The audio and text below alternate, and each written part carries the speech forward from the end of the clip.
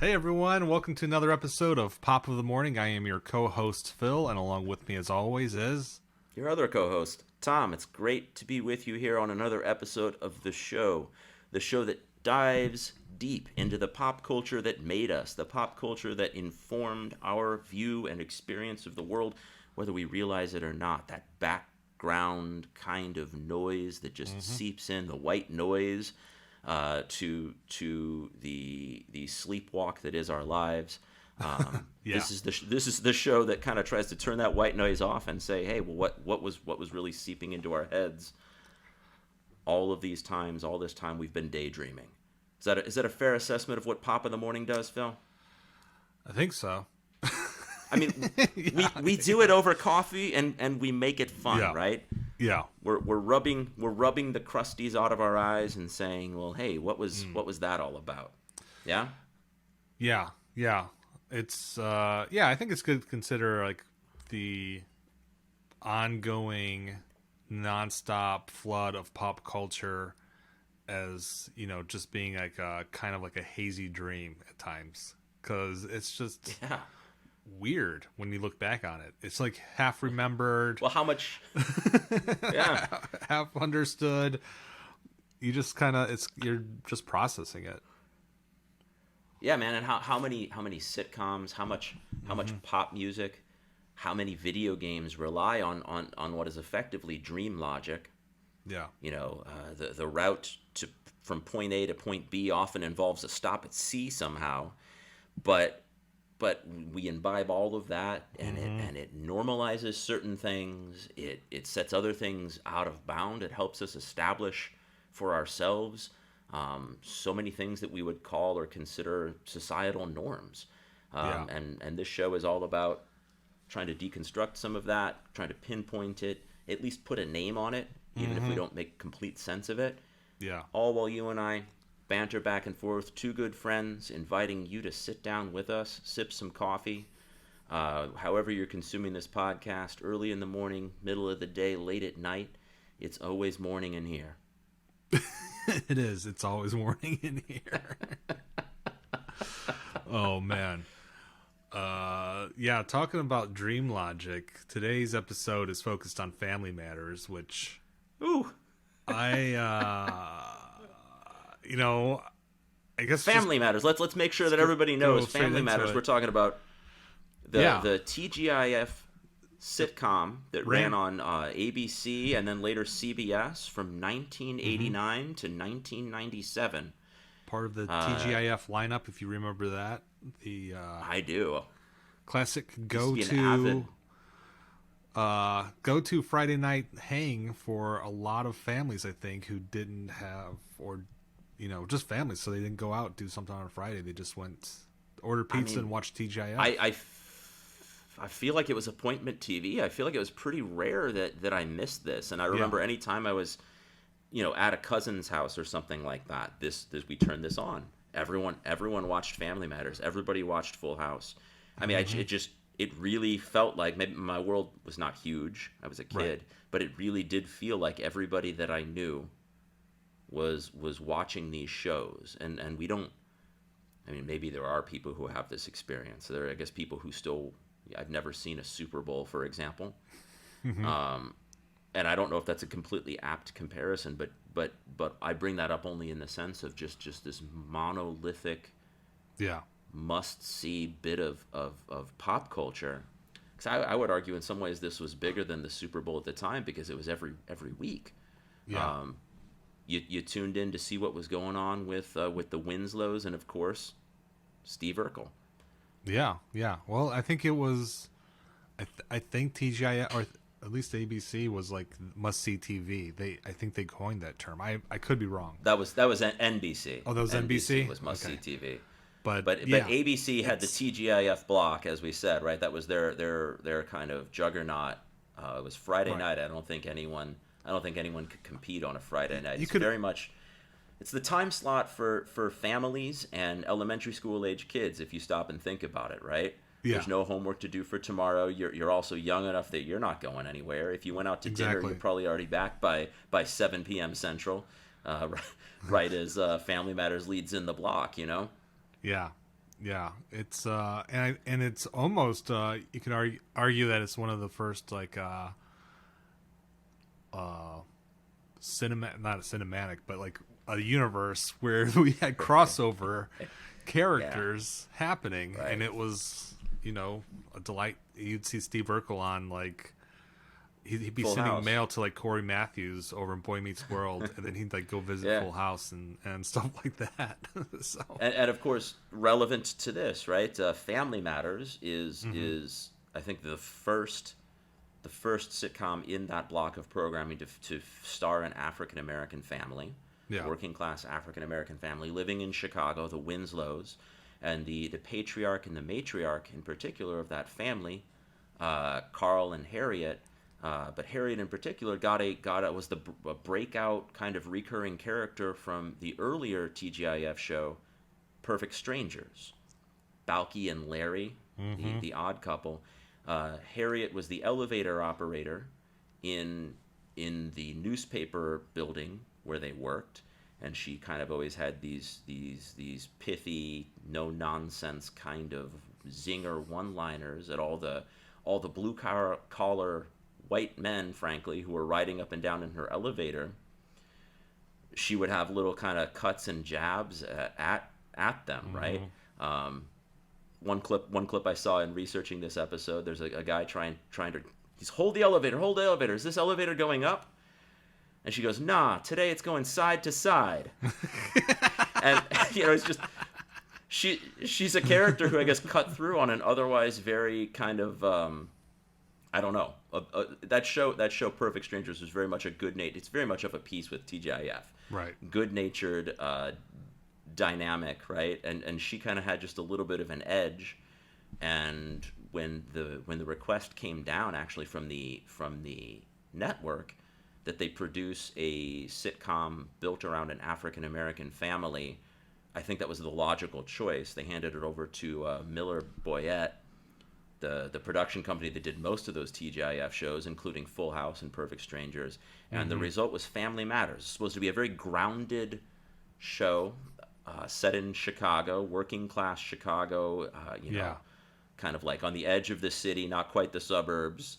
And the dad is a cop. Mom is an elevator operator. The kids are pretty average, but it's a multi-generational home, sort of like, in a certain way, like the black version of Full House, right? Yeah. You've got Mother Winslow, who moves in, Carl's mom, the grandma, who moves in the pilot.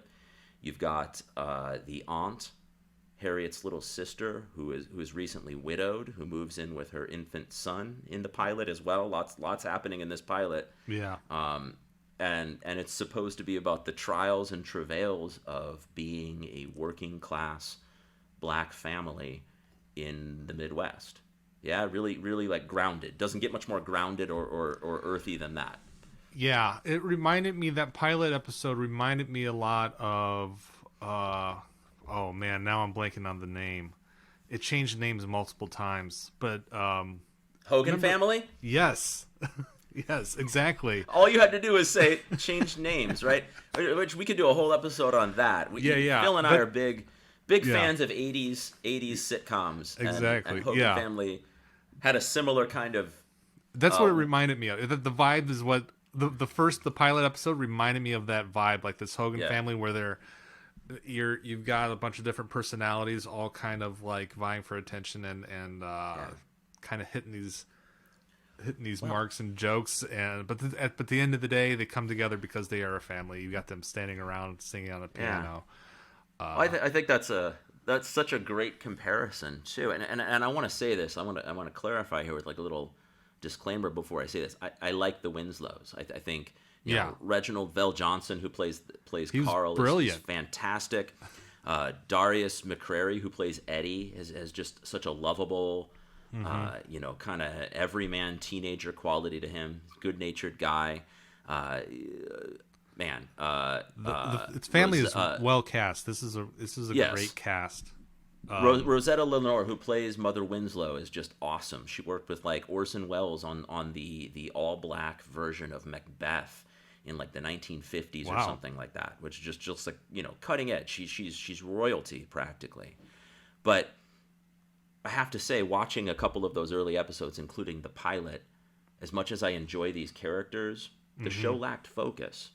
Yeah. I found myself saying, well, okay, that was all right. It was charming, but there really wasn't. There's a part of me that was also saying, why am I watching? Right? Like, there's Right. not.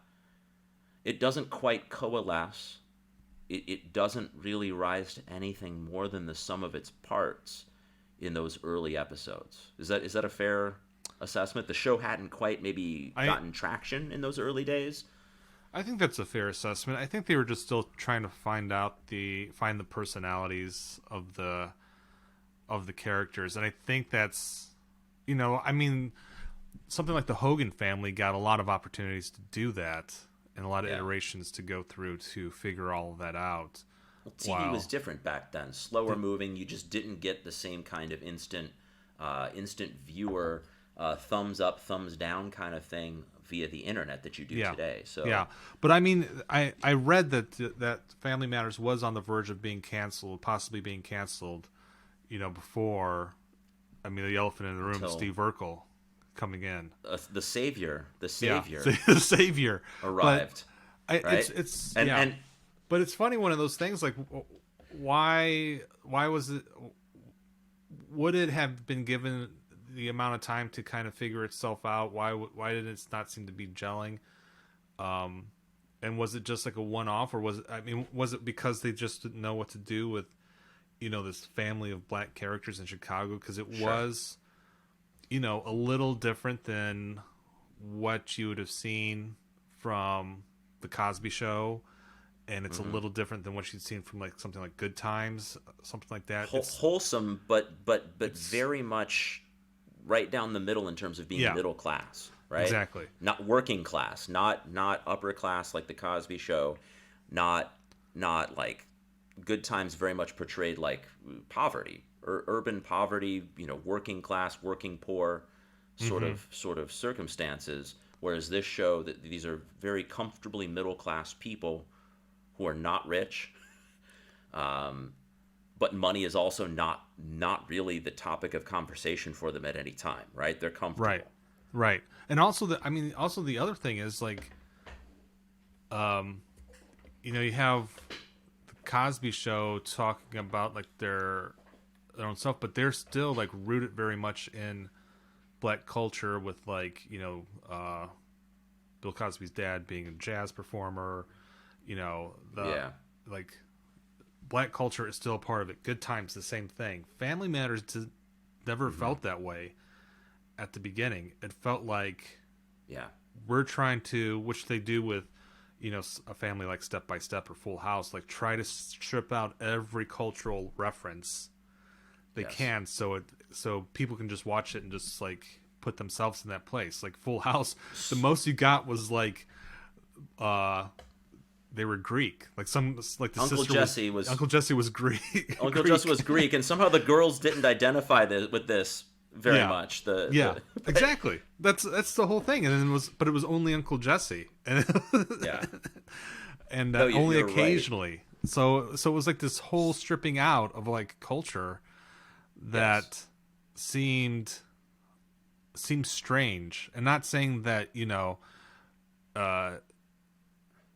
they have to, quote unquote, be in black culture, whatever that means, because black culture is different across the entire United States. Right. But they had no cultural roots in Chicago, which seems so strange. And I think that could have been the problem, because there was no, because that's going to help, bring your personality down to earth. So they were just kind of like floating there. But as you point out, right, I think that is a hallmark of these sort of Miller boy that's what they do. Sitcoms, right? It's a hallmark of the time where especially like TGIF, but a lot of 90s primetime television, there were 4 choices of what was going to be on TV, right? ABC, NBC, CBS, and Fox was like a distant 4th place, except when The Simpsons was on. So I think what you're describing there too is a function of that idea that, like, Yeah. if you make it too specific, Right. how the hell are you going to get 32 million people to tune in every week Yeah. to watch True.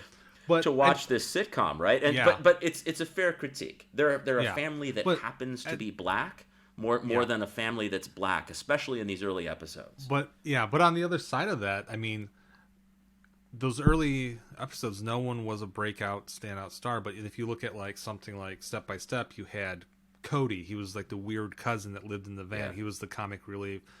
Perfect Strangers had Balky, who was the main role.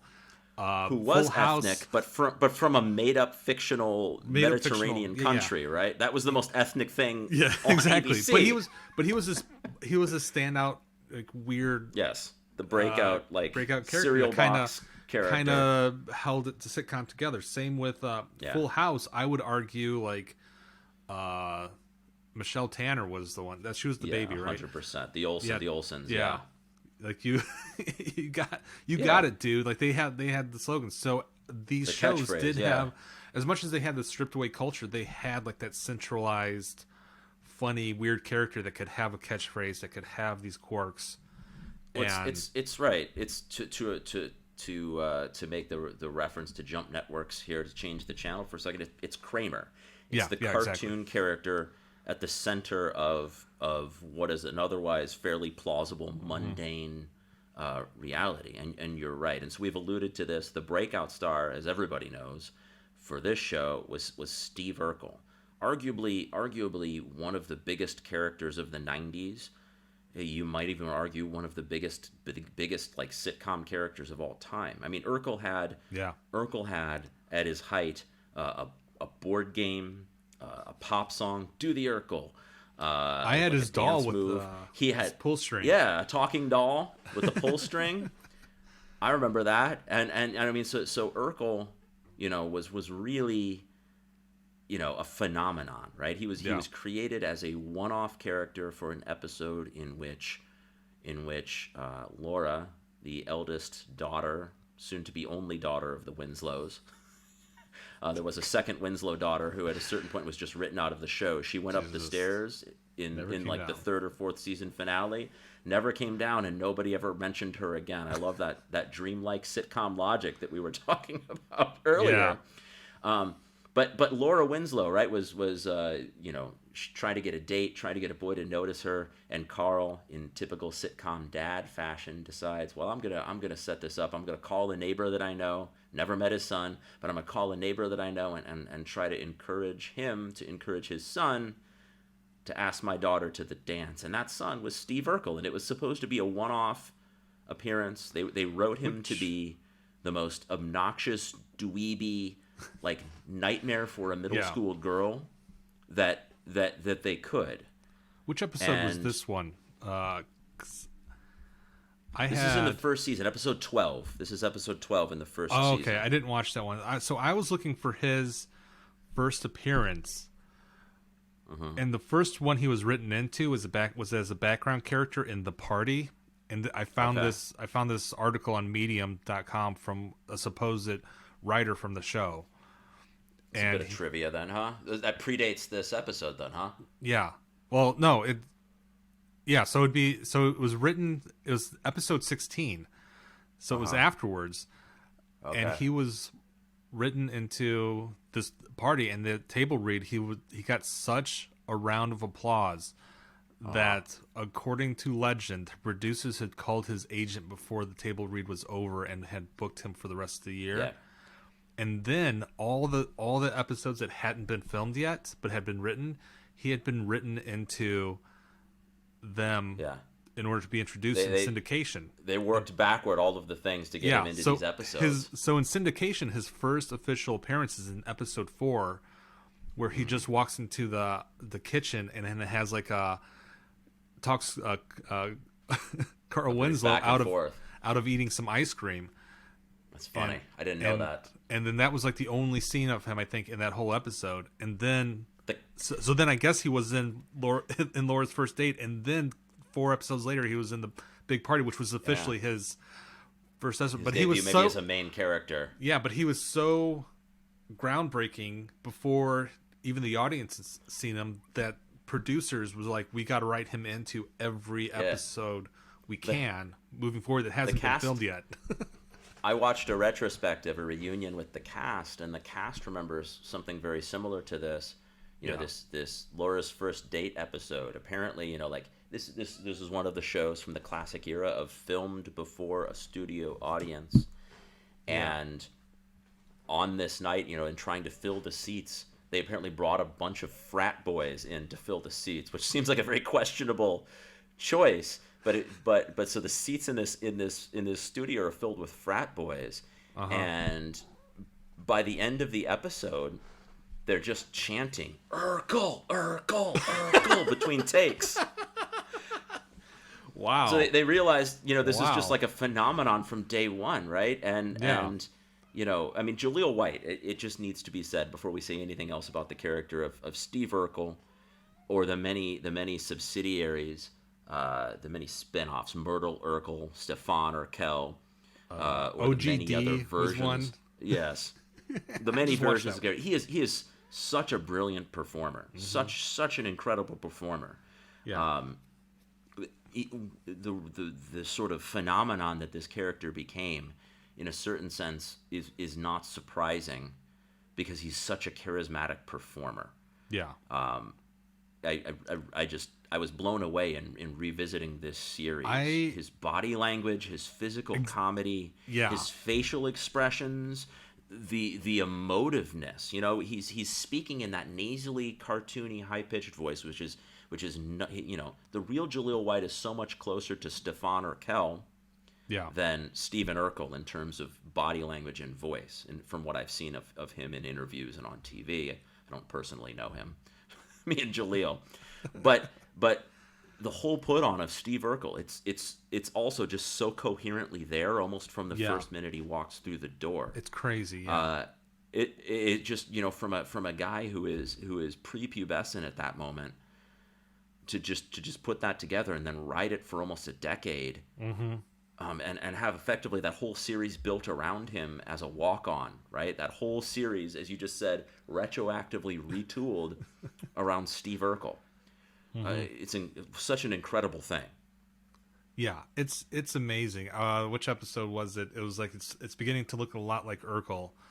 Yeah, the Christmas episode from season 4, I believe, in case you're trying to keep up. Yeah, where Laura is given the opportunity to embody an Urkel version of herself, and she said, I wish you knew what it felt like to be me. And in an homage to It's a Wonderful Life, they body swap Freaky Friday style. Well, he's still sort they're of still their own Friday bodies, style. but they personality swap a little bit.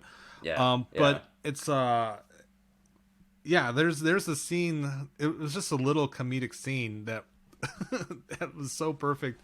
Where, hold on, my cat's attacking me. But it was so great where Urkel tripped and was trying to help Laura to the car, and Urkel tripped and landed on this bag with like a glass base or crystal base. Yeah. And he goes, "Oh, don't." In his voice, he's like, "I'm not going to do an Urkel imitation," but why not? I can't do it. He's like, "Don't worry, the bag broke my fall," and then he goes, "But I also, but I broke the bag." And the way he said it was just such a great delivery, right? It was such great delivery, and was such a lame kind of joke, like a classic sitcom joke. But I cackled at that because it was so well done. And that's the thing. Pre Steve Urkel, they're doing those zingers, those jokes, and again, it's not that the other folks on the show are not talented, but it's just fine. It's just whatever. It's generic. And then Steve Urkel walks in. Jaleel White comes in, and he's delivering the same kind of one-liners. And his chemistry with Carl Winslow, his chemistry with Laura, his chemistry with really the whole cast, right? With little Reggie, the young Nefu, it's just incredible.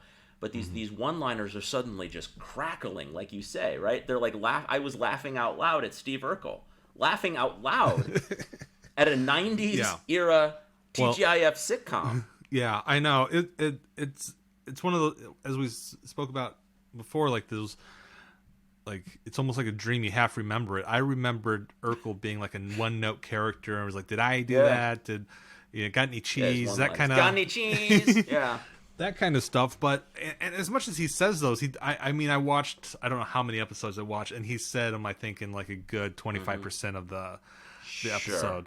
But I'm wearing you down. I'm wearing you down, baby. I'm wearing you down. but he has this great comedic timing in this range that's really, really great in this. But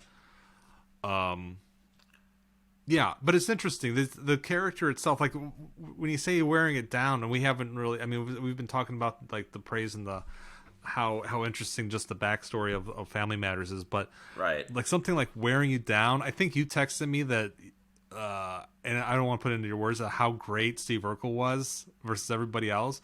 But when I was watching it, and especially the episode I was talking about, it's beginning to look a lot like Urkel. Yeah, I saw Urkel as like this proto. And this might be me projecting stuff because I've talked about how bad I was with girls in the past, but it's like this proto incel of like he's not getting the hint to leave her alone, like he's like trying to get her to go in a car with him when she obviously does not want to, and then like by the end of this episode, this angel sent by God, him or herself, but God themselves has pretty much told Laura to be nicer and treat Urkel better, despite the fact that he will not take no for an answer. Like this whole like, there's certainly it feels weird. I don't want to put the term. I don't know. I put the term rape culture on it because it is a part of it, but it's not like that. I don't know, because it's not a heavy like. I understand it's a sitcom, and I understand Urkel is this innocent character, but it's still this, like, boys will be boys. You can't say no. You got to treat them nice so you don't upset them or hurt their feelings type of deal. And I feel like rape culture is too strong of a term, but I don't know what the other term would be. I think that would just put a chill on here. I'm going to disagree with that. The heaviness of that label. I understand what you're saying in the sense that for sure Steve Urkel is not taking a hint when Laura Winslow says she's not romantically interested. But I think before we can, you're right. There's no excuse for the way that he pursues her as doggedly as he does. Apart from, it's treated as comedy, even when sometimes it's fairly uncomfortable.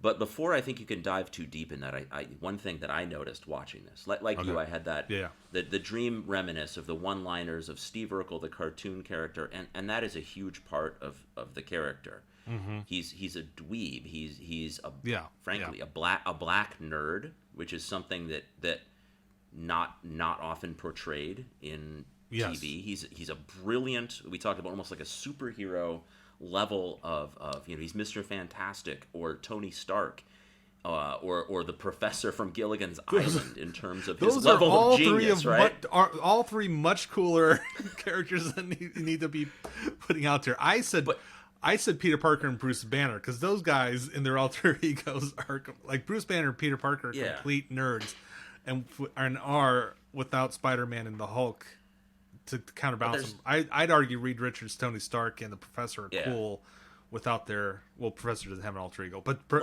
without their ego. So he's like this nerdy, super nerdy Parker without the superpowers, without the... I think that he evolves into the cool over the course of his character arc. But we can disagree on that. But by the end of this show, right, he's like spoiler alert, going to outer space. Like there's a way in which, and he does actually get the girl, right? Yeah. But let's talk about part of Steve Urkel, right? Because there's this part of him, right? The part of him that annoys the Winslows as much as he does, right? Is a few things, right? Mm-hmm. He's certainly a clumsy guy. He certainly is sort of can be a little bit unable to read the room in terms of when he's wanted or not. In terms of when he's invited or not. He's always popping into their kitchen as sitcom neighbors do, and it's the middle of the night, but I saw the lights on. there's that element to him. But I think one of the things that really struck me as I was watching this show again as an adult, it's a little thing when you're a kid, a thing as a kid that maybe you don't know, and it's certainly a thing that's played for laughs in the show. But we never meet his parents. We never see his parents. And he makes multiple references to the fact that his parents book vacations without him, that his parents told him not to come home, that his parents in the series finale can't make it to his wedding because their favorite episode of the Mod Squad is going to be on that day, which Steve Urkel just repeatedly accepts as par for the course normal. But you can tell it's crushing. Yeah, and it's one of the few moments where the Winslows actually seem to display any kind of sympathy for him. His parents don't want him around. And not to make too much of it, I know this is played for laughs in the show for jokes, that he's supposed to be so annoying that even his parents don't want him around. Right. Hilarious. Yeah. This guy is neglected. He's abused by his own parents. But he comes into the Winslows' home, right? And we talked a second ago about how grounded this show was at the beginning, how it is just a show about a normal family. Mm-hmm. But Steve walks in and very quickly is talking about how much he loves these people, the Winslows. He loves them more than anything. He idolizes and ideals them. Mm-hmm. Idolizes and idealizes them, rather. Why is he latching on to them? Not because they're exceptional people. They're pretty average to middling. They're normal. But he's so neglected and reviled that Steve thinks that, like, the bit of attention that they give him, the bit of tolerance, and it's only a bit because their catchphrase for him is, "Go home, Steve." Yeah. But to him, right, this normal family is what he desperately, more than anything, wants to be a part of. And there's a degree to which, like, he's attracted to Laura Lee, as he calls her later on.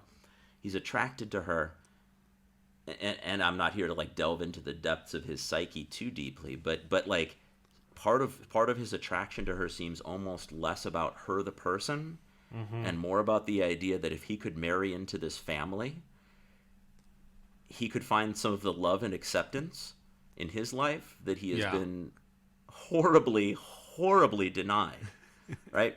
And like I say, he does all of this still as maybe the most optimistic, happy, upbeat character on average that you've ever seen. It takes a lot to hurt his feelings. It happens very rarely in the run of the show that you see his feelings being hurt. Usually when Carl snaps and says something I hate you, out of some fit of rage, out of some reaction, perhaps overreaction to Steve's bumbling.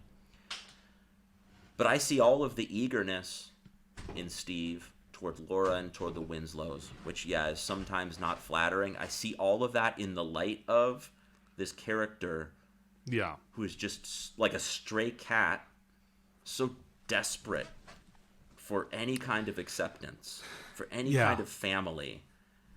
Like, I think that's an important shade on that character that gets lost in the cartoon catchphrases. I totally saw that while watching this. I mean, he was going to Russia, I think in the episode season 9, third to the last, where he proposes to Laura, and which was one episode. I thought if anything, that should have been a 2-parter. But he was going to leave.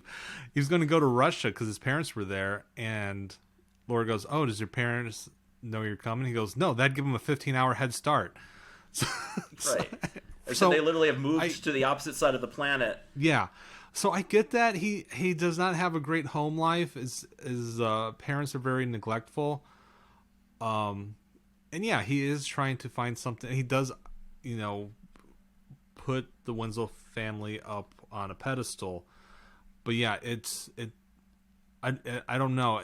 Maybe it makes it, for me, it even makes it a little bit creepier for his undying love for Laura, because it is a little strange. And there's one of the early episodes that he was in.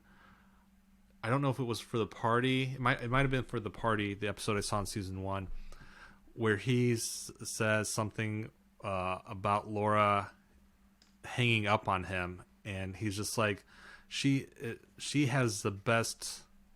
He's like looking in the. He's like, the way she slams down a phone is just amazing. Like he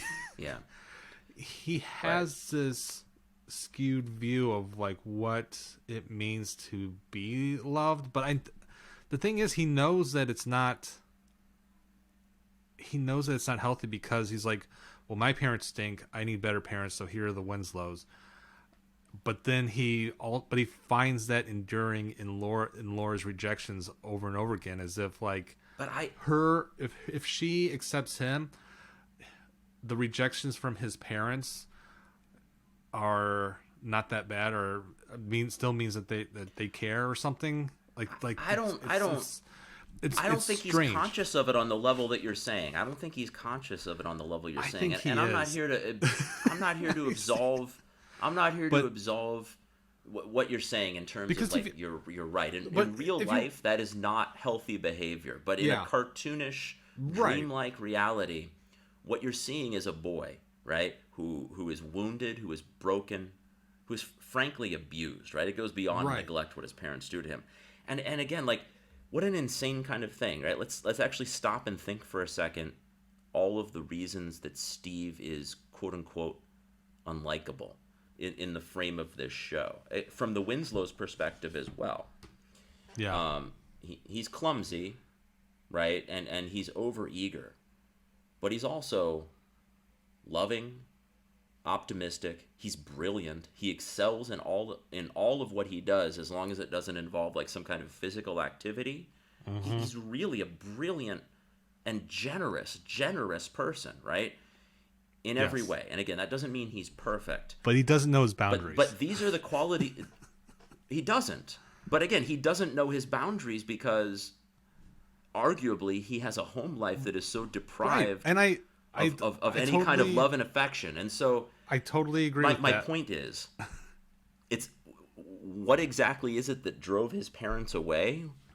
From the show's frame, the thing that drove him away is just supposed to be self-evident. He wears suspenders. He's a nerd. He has like geeky interests. He likes the accordion. These are the reasons that his parents literally abandon him. And so Steve, who is effectively raising himself, instead of turning to gangs, drugs, or any number of other things that people in similar kind of emotional states turn to, right? Steve turns toward the one semblance of normality that stumbles into his life. And let's also think about how he comes into the Winslow's life. He comes into the Winslow's life because his dad makes a deal with Carl, and his dad is basically trying to pawn him off and get him out of the house, right? Mm-hmm. And there's this element, right, in which like he stumbles into this family that's right next door, right across the street, that is normal, and he recognizes that on some level. But again, I don't know that he could verbalize. He keeps saying about the Winslows, right, that you are the greatest people on earth. You are the most loving people on earth. And they're so cruel to him. They literally say words like, I hate you, like, go home. They're so eager to change him. You know, let's to lose him, to take advantage of him. Hey, Steve, you got a trip to Disney? We're all going to go with you. We tell you to get the hell out of our kitchen every day, but you got a trip to Disney? Steve, let's go. You know, there's this moment in the show where where he becomes like this Mr. Fantastic inventor, and he becomes famously Stefan Urkel. It's basically Steve Urkel, who stands up straight and is suave in like a 90s R&B kind of way, right? He wears these whatever, like fashionable clothes. It's never clear how those clothes change when his DNA changes, but suddenly they do, and he looks cool. And a running thread in this show is the fact that Laura loves Stefan Urkel. Mm-hmm. And she flat out says, you're beautiful. He's beautiful. And I guess he's suave and everything like that. The Stefan Urkel is not a bad person by any means. But how different is he from Steve? He's also brilliant. He just looks cooler. He drops the glasses, and he's a little bit more if Steve Urkel leans in, Stefan Urkel leans back. Yeah. You know what I mean? Like on every social situation. And so multiple times, Laura is scheming. She's ready to break up Steve Urkel's relationship. Steve Urkel does try to move on. He gets a girlfriend, and he is trying to move on. And Laura Winslow is willing to break up that relationship, willing to break that up to be with Stefan Urkel. Right? Yeah. So again, you want to talk about boundaries. That definitely is a two-way street here. But I guess to come back to my original point, Steve Urkel praises the Winslows as the greatest, most loving, wonderful people on earth. And what we see from them is almost nothing but straight abuse toward him, which again gives you a sense of like what this guy must endure on a daily basis. And you mentioned like Laura hanging up the phone and him not getting the hint. What if that actually is the nicest thing that a girl does? She actually says, Steve, I don't want to talk to you before she hangs up the phone. And again, like I understand what you're saying. In real life, you would hope that a person would take a hint, but in this cartoonish world that is the world of Steve Urkel, these are the nicest people in his life, and all of their effort is in getting him to leave their house. Yeah, and these are the nicest people he knows. Yeah, like I guess they don't physically punch him. They don't physically throw him out of their house. They don't physically manhandle him. As much as they say "get out," I hate you, that kind of stuff, they are a little bit more forgiving with him and do allow him into the house and do welcome him, like especially the mother and the grandmother. The grandmother like adores him. Mother Winslow's great. Yeah, Carl's a bit different, but even he respects Urkel to a point. But again, Urkel will bring in inventions that historically have not worked, have blown up, caused messes. Yeah. Again, doesn't know boundaries, doesn't care for Carl's boundaries of saying like, I don't want this in the house. Please don't bring your explosive device into the house that you created in your basement, 14-year-old child. but he's Gilligan, right? He's Gilligan from Gilligan's Island. You know? Yeah, he is Gilligan. Yeah, but again, here's the thing, Laura. Again, I'm going to go with this episode because this is the one that really stands out to me. Looking a lot like Urkel, she explicitly says to Steve, says, "Why?" This is before the angel comes. She looks at him and says, "Why do you do this to me? Why do you come in here and ruin something? And then when I get mad at you, you make me feel guilty for it." Complete manipulation. She tells him straight up what is happening. And he still just goes, "Oh, well, I just love you, Laura. I'm going to go in my car now." Phil, I'm shocked at you. What? You really think? Okay, that's exactly what she says to him. That's exactly what she says. Yeah, that is what she says to him. But you're taking her at her word. Is it him making? Is it him? It's not that. Okay. He broke her crystal vase that she had on layaway for her mother for Christmas. He made a mistake. He did.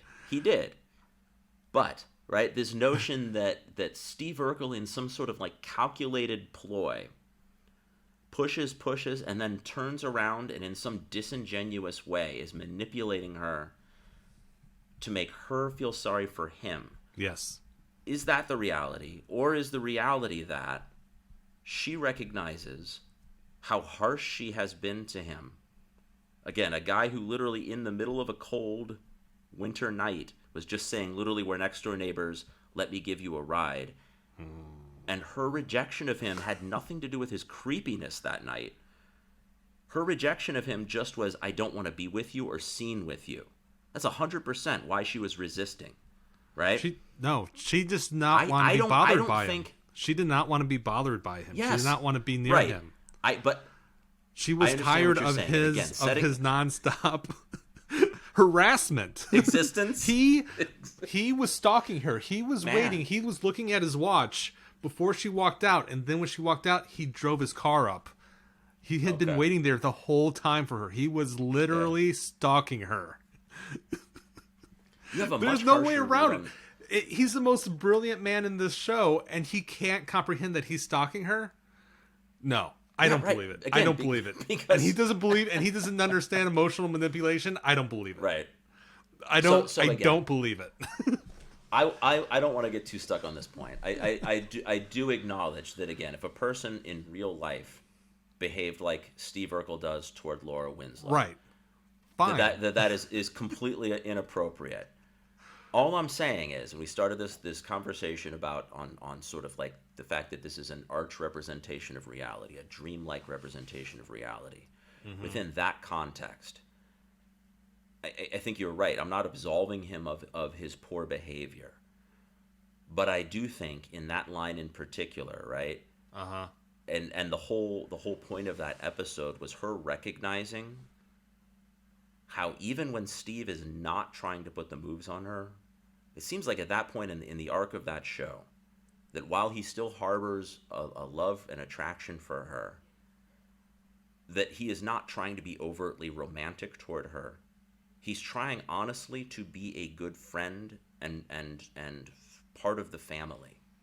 Because there's a part at the end of that episode after they've switched bodies and come back, right, where she pulls him off into the kitchen. And she says, Steve, after she's lived a day in his shoes. This is the whole point of the rest of the episode. She's lived a day in his shoes. She's been shouted down by the Winslows, chased out in the guise of her being Urkel. And she comes to realize, actually, just how harsh they are to this guy, who at the end of the day, again, I think at that point in the series, more than his love of Laura, is motivated by just his overwhelming love, frankly, a cry for help to be a part of this family, right? And she says, right, I need to tell you my feelings have changed for you. And he perks up for a second, right? And she says, but not like that. And he goes, oh. And she says to him, right, like, we should be nicer to you. We should recognize when you're like just trying to be nice. And again, this is aimed at small children in a 90s sitcom. We're not having sophisticated conversations about child abuse and neglect here. Right. But I do think at that arc in the show, there's this big middle period of the show where the creepiness, you're right, the early vibes from him are purely about wanting Laura to be his girlfriend. And it's very physical, and it's, again, very cartoonish. And you're right, it has a very much boys will be boys attitude to it that I don't like, I don't find flattering. It's not the kind of thing that I would want to show to my daughter. But I do think, to the credit of the writers, they do strip that away. And I can't say exactly when. I would need to do a more granular review of the series. But by the time we're certainly by the time we're on this Christmas episode in the 4th season, I think the creepiness of that has toned down. The focus is far less on Laura, and it's more generalized toward the Winslows. Carl is big guy, right? He's like literally he's developed a relationship at this point with little Richie. Richie, the young nephew, loves him and idolizes Steve Urkel. And the kindness and the gentleness that Steve puts on display, the protectiveness. There's an episode I watched where there's a neighborhood playground that is, there's gang members hanging out at it, and Steve takes a part-time job at this playground trying to clean up the litter, trying to clean up the playground. He comes into conflict with these gang members, and his reason for being there is Richie deserves a place to play that is clean and safe, right? And so he literally ends up getting himself beat up. It was actually very disturbing. Again, you have to like recognize this is cartoony, but like the gang members took a hose and tied him with a hose to one of those like geodesic dome Buckminster Fuller kind of jungle gym things, right? And they literally strap him to it so he cannot move. And then they like slash it and it's spraying water. And they say, look, it's a dork fountain, right? And he's straining against this and screaming.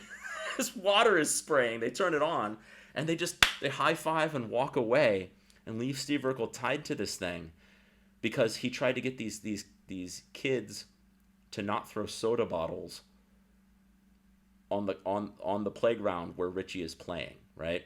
My point of bringing this up is, right, that your critique is there. I'm not denying your critique, but I think much more potent, if you're actually paying attention to the show, is actually just what a lost soul Steve Urkel is. And I think one of the things that I think is so, beyond the catchphrases, that is so contagiously, infectiously appealing about this character is his idealism, his optimism, his willingness to forgive in the face of frankly so much cruelty, oftentimes cruelty that is just completely unwarranted, right? You're a dork. Society told me that accordions suck, so get out of here. You have a dorky car, so get out. Like there's like an element of this character that even when he's not coming in with an invention or something, right? He's literally just talking about the cheese he loves. Everybody is just saying like, really? They're rolling their eyes at him, right? Is this very we live in a time, I don't like the show Big Bang Theory very much. Maybe we'll do a future episode on that. We can get into why I don't care for that show. Yeah. But one thing that I will give that show credit for, right, is part of the way that it has made mainstream this idea that you can be a geek. You can have a hyper-specific love of some specific part of pop culture, or you can be maybe non-traditionally, inclined towards certain things, and you're still like a person who deserves respect, dignity, has emotions.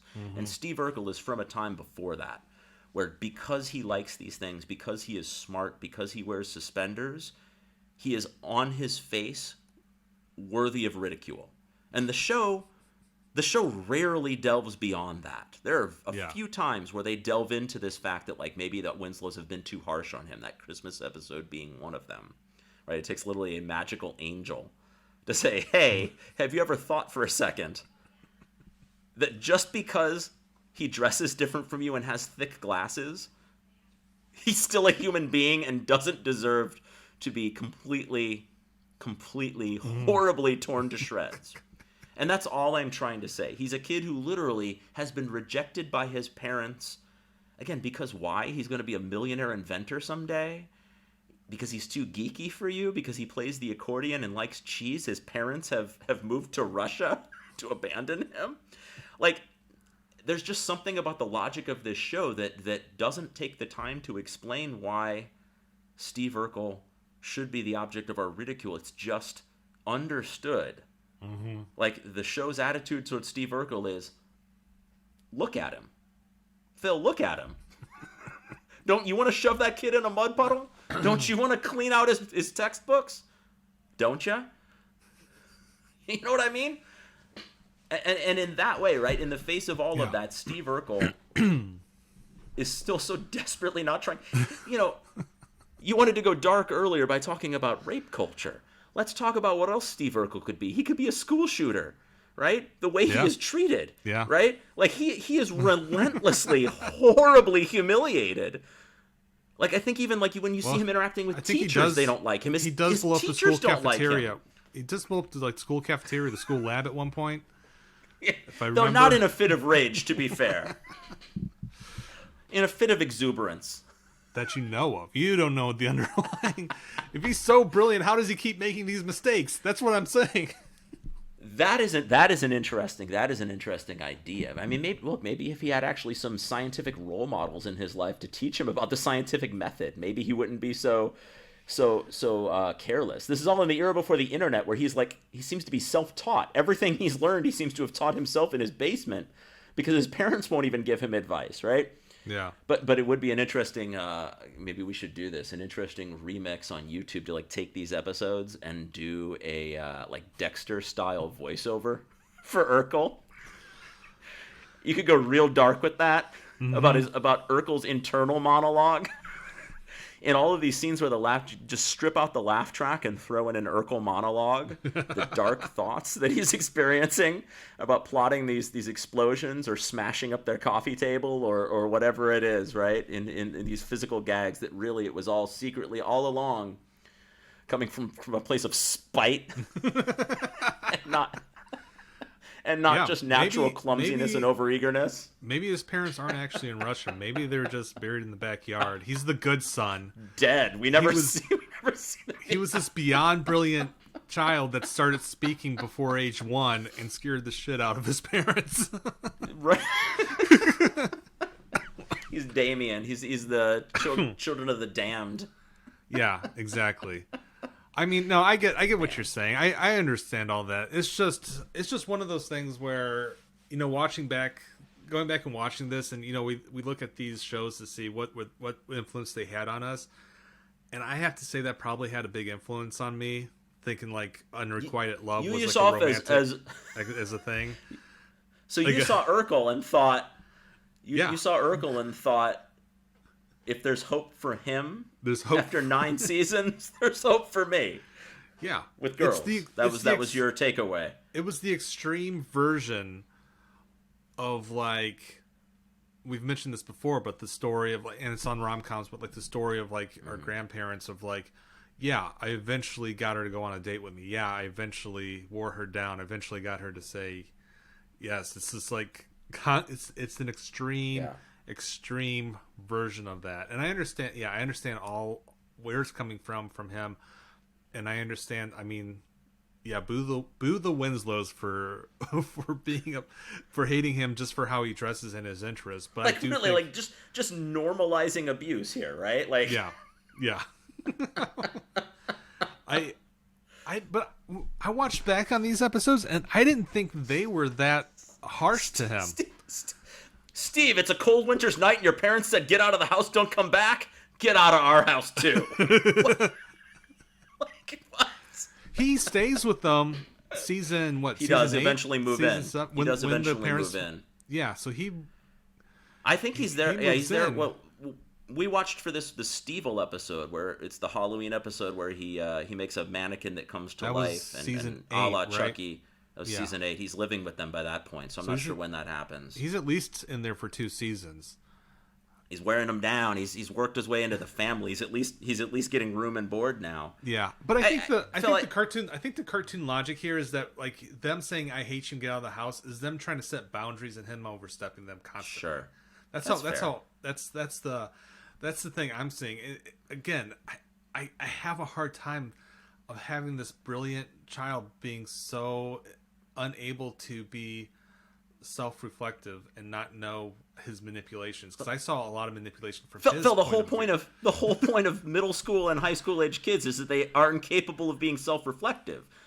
That is a huge part of what sets an adolescent apart from an adult. Like, you realize you just defined adolescence. Yeah, You're expecting a lot from like a 12-year-old kid. Well, he's at least that's 16 at the core. when he's in that Christmas episode. I don't know how old he is. Okay, later on. But I maybe what you're doing is part of the problem, right? Like, part of Urkel's problem is that he does have these adult-like characteristics, and so you're putting too much on him. Incredible capacity, and a lot of the world, maybe his parents and the Winslows, are putting too much on him.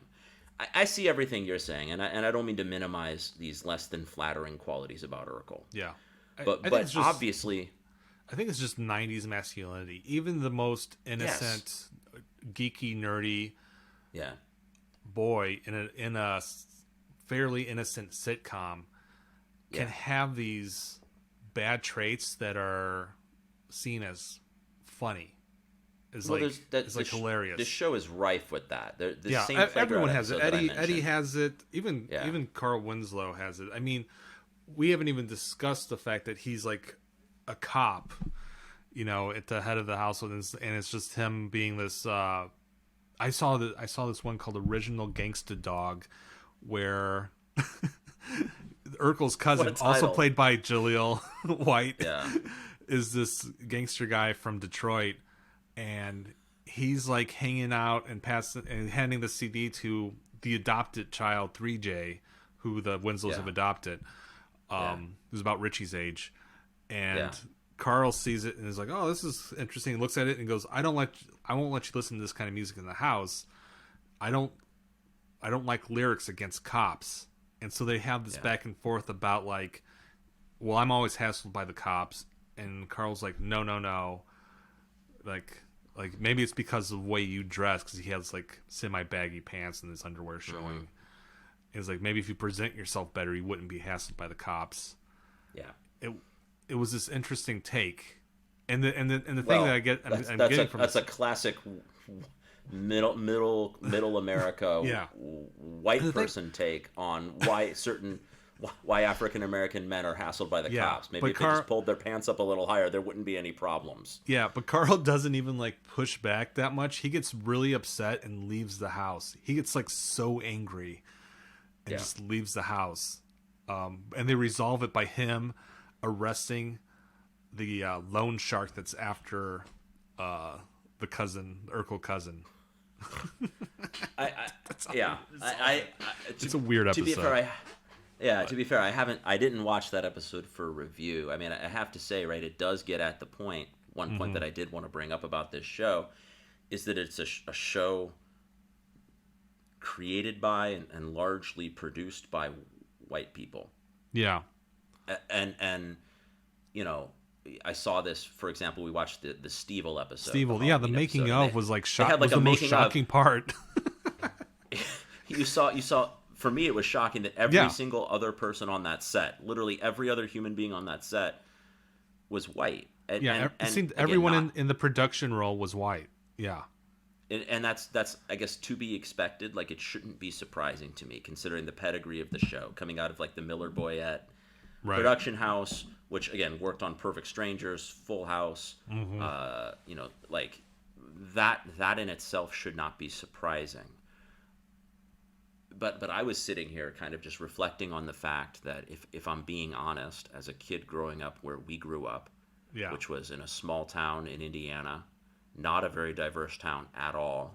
Yeah. There were maybe at any given time one or two black kids in our entire school, not in our grade, not in our class, but in our entire school, you could count on one hand the number of black kids out of hundreds of kids. Yeah. We're talking about a school that is a fraction of a percent black. Yeah. Watching Family Matters, to me, was one of the first sustained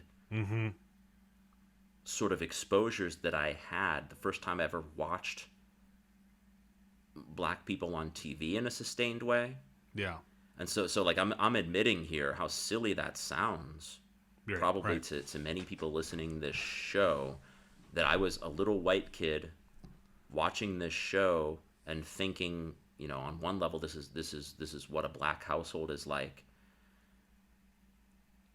But at a certain, you know, we talked about like how the culture is sort of stripped out of this, right? It's made to just appeal across the board to anyone who might tune in. Yeah.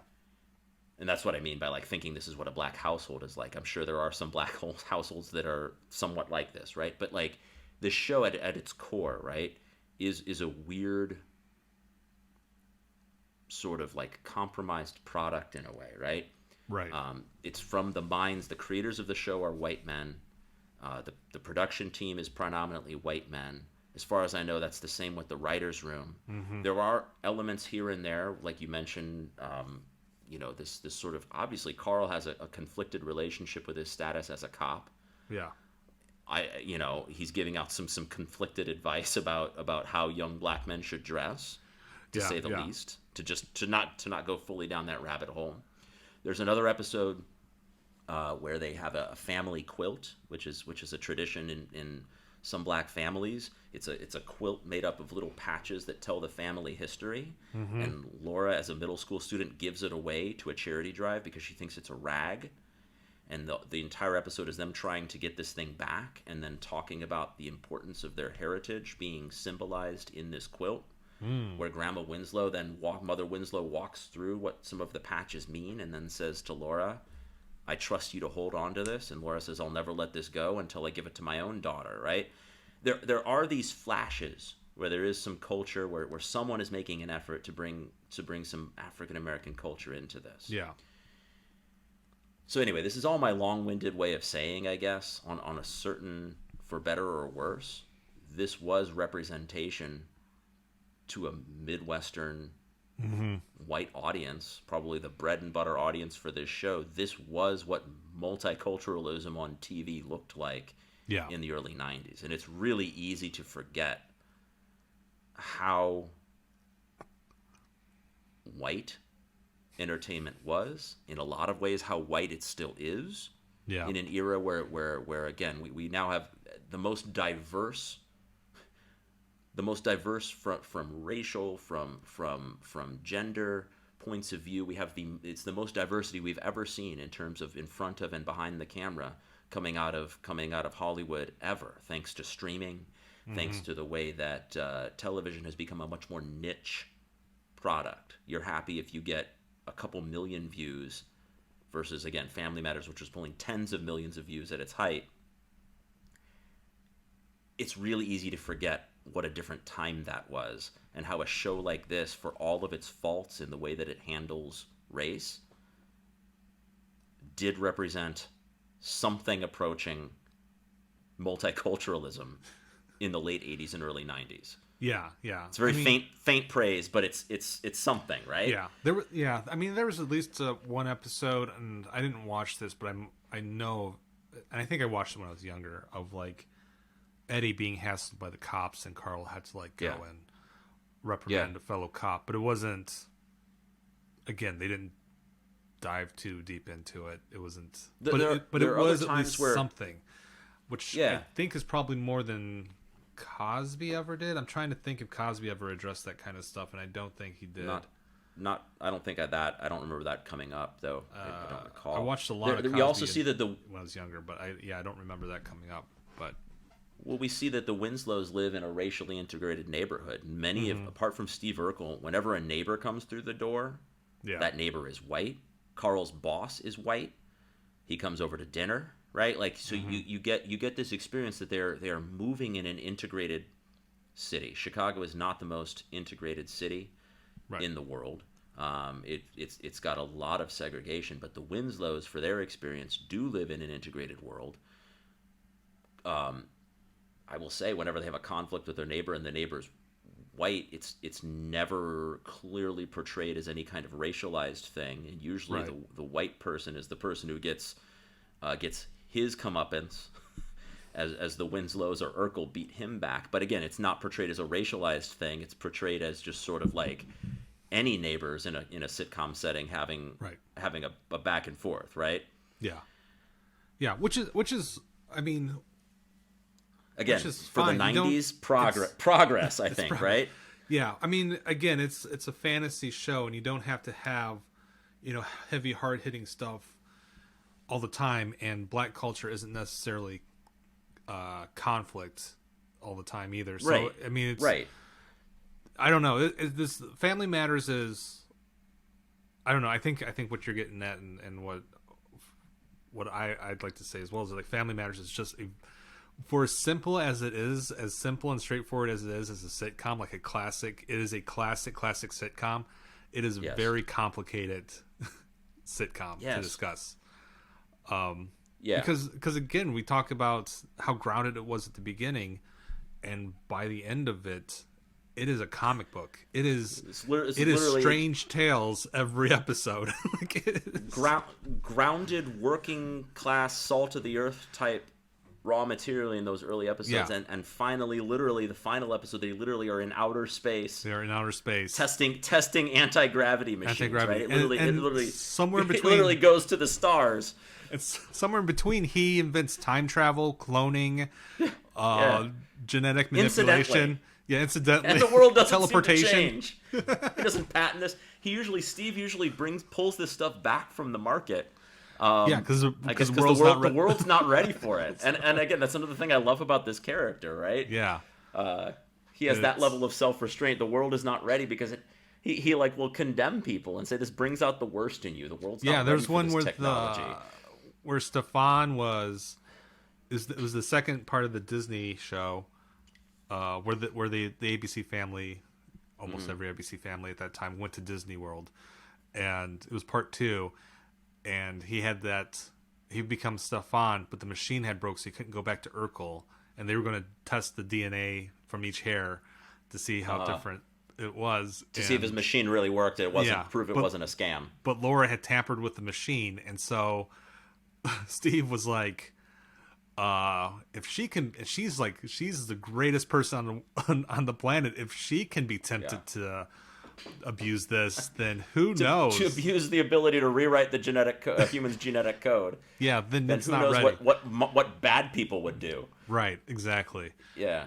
Yeah, it was pretty it's pretty great. But yeah, I don't know. This is such an interesting show to. This feels like it could be like a whole several years of a podcast. Like a podcast can just focus on family matters. We could probably do an episode by episode review. We could. Exactly. Keep us 215 episodes this show lasted for, which again is nothing to scoff at. It is one of it's the third longest running African American centered sitcom in history.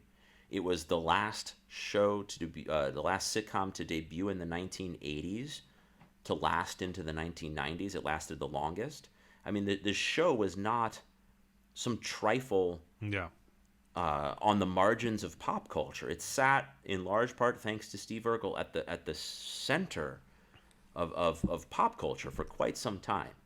And I think hats off to all of that. And as I mentioned before, right, is it the most nuanced portrayal of what it's like to be black in America in the 1990s? Probably not. No.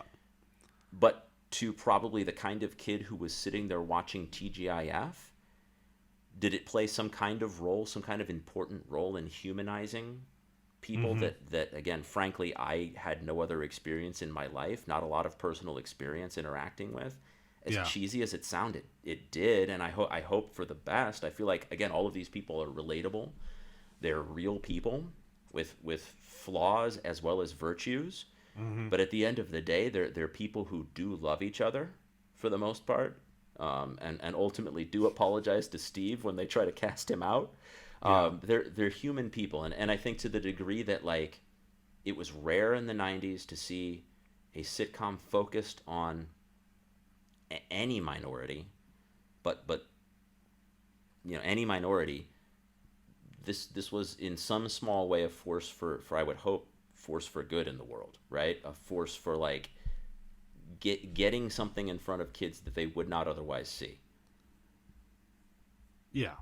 Is that too strong a statement?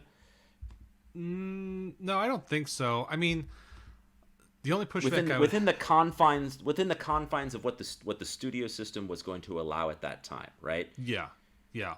That's what I mean by that, right? The only pushback I'd have is like I remember the 90s being as like almost a golden age for black sitcoms. And he had stuff like let me think, The Rock, Smart Guy, Sister. What else did you have? But Phil, those are all apart from the Cosby Show, those are all late 90s shows. I think those in part come around in the wake of Family Matters. Yeah, that's true. That could be the case. Yeah. I would have to dig into the history, and I've tried this before. I've tried to look to see what like somebody has a timeline, and maybe I've overlooked it. But I'm interested in seeing what the time a timeline of like the influx of like black sitcoms are, and when they kind of dwindle out. Because there was an article floating around which I haven't read yet of like, and this is maybe a little bit off topic, but like the you remember that channel? And that was like in that Chicago. That had a huge not W6 not channel 26 the U, but talking about the WB UPN. Yeah. And UPN and WB, and in the early 90s and late 80s Fox did have some black centric but UPN had shows. Had several black centric shows, but then it was merged with WGN and became the CW. And WB, then yes. they were slowly phased out. The black shows. And the black sitcoms, and then white sitcoms took over and became like a white sitcom focused thing. You're right about all of that. But I would also all I'm describing is like this is like the end of an era of like black sitcoms that Family Matters may have been like at the beginning of. That's all I'm saying. I'm just diving into the history a little bit. I think it was, and I just want to add a little asterisk to that point that the WB, UPN, and Fox when it had, for example, Living Single and Martin in the early 90s, these were all upstart networks that were not carried in every major metropolitan area, that had a fraction of the viewership. All of those things were much more, in other words, much more marginalized frankly, than what was going to be turned on necessarily in a household like mine, a white household in Middle America, right? That was frankly pretty straight down, like what is on the major networks. That's all I'm saying. You're right. There are more authentic black voices out there, but in terms of programming aimed at kids, programming that is coming out on a major network in the middle of a block, leading off a block aimed at kids, this is pretty unique for its time. That's the only point I want to make. Yeah, I mean, I wasn't arguing that there's more like authentic voices, whatever. I was just trying to put it in place in a history of black sitcoms as roughly as I could. Okay. That's all I'm saying. That's putting in context. Yeah. That's all I'm saying. I'm not trying to pit Family Matters versus Smart Guy or something like that. So or Sister. Family Matters versus Living Single. versus Living. I mean, I got to go with Living Single as much as Family Matters is great. I much prefer A Different World. Different. I go with different world. I know you love A Different World. That's one of your favorites. Your all-time favorites. It's like top show for me. Whitley and Dwayne Wayne, right? Yeah, exactly. Oh man, I love those characters. I've been thinking I was gonna rewatch that this week. Phil, who would you recommend the show Family Matters to? What kind of person? Would you recommend it at all? Does Family Matters have a place in the world? I think so. Here in the 21st century. I mean, as much as I ragged on Steve and his like obsessive behavior, that's more commentary on just the patriarchy. But I would still recommend Family Matters to pretty much anybody to watch because as like you said, it is dreamlike and comedic, like what his behavior is, and there is like they do touch on his neglect from his parents, but it's still fun. It's just me reading like extra into it, and I think which is what this show is about. That's what we do on this show. But I would just say too, it's Phil, good stuff. Yeah, that toxic stuff is there. I don't like it. Right. I think again, it's played way too much for laughs in this show and so many other '90s shows. But I will say, just in my closing argument here, that by the time he finally wins Laura over, he's evolved past that, and the reason that he wins Laura over is because he grows beyond so much of that worst aspect of himself, right? That can't take no for an answer. He moves on. He starts trying to live his own life. They go through back and forth over the Stefan Urkel stuff. She tries to move on. And they ultimately grow together almost because he stopped trying to win her over. And in that regard, in the long haul, I think it's probably not foregrounded enough as anything in this show really is. It's all just kind of not commented on in the text of the show. But I do think there's some subtext there that at least is talking or speaking to that point. Yeah. It could be. I didn't watch enough of the later episodes to pick up on what was happening, but I get it. You were just having too much fun cheering on when the Winslows kicked him out of the house. Get that little nerd boy out of there. Urkel. Make that snot boy cry. He doesn't deserve an apology. Yeah. Even his parents don't like it.